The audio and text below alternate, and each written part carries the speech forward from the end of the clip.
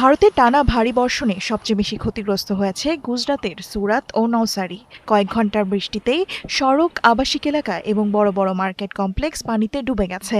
রাস্তাঘাটে আটকে পড়েছে যানবাহন, ক্ষতিগ্রস্ত হয়েছে দোকানপাট ও বিপুল পরিমাণ মালামাল।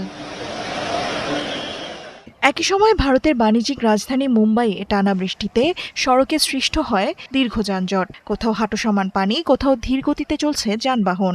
জলাবদ্ধ সড়ক পেরিয়ে কর্মস্থলে যেতে ভোগান্তি পোহাতে হচ্ছে সাধারণ মানুষকে। দেখতেই পাচ্ছেন, সব দোকানে পানি ঢুকে গেছে। দোকানের প্রায় সব মাল নষ্ট হয়ে গেছে। আমাদের অন্তত 200 কোটি রুপির মতো ক্ষতি হতে পারে।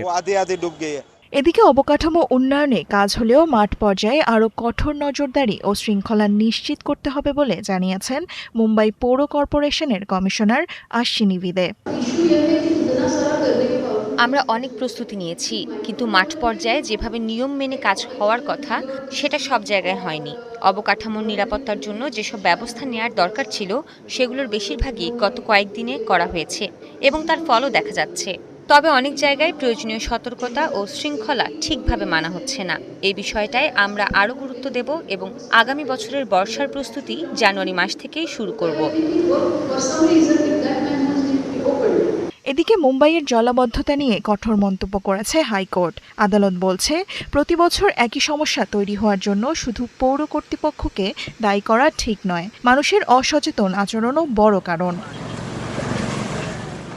আদালতের ভাষ্যমতে নর্দমায় ময়লা ফেলা, ফুটপাত দখল করে দোকান বসানো, সরকারি জায়গা অবৈধ পার্কিংয়ে ব্যবহার এবং খাল নালা দখলের কারণে বৃষ্টির পানি দ্রুত নামতে পারে না।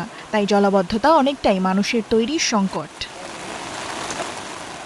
আবহাওয়াবিদরা বলছেন, ভারতের পশ্চিম ও দক্ষিণাঞ্চলে আগামী কয়েকদিন ভারী থেকে অতি ভারী বৃষ্টি অব্যাহত থাকতে পারে। ফলে বন্যা, ভূমিধস এবং নগর জলাবদ্ধতার ঝুঁকি আরও বাড়ার আশঙ্কা রয়েছে।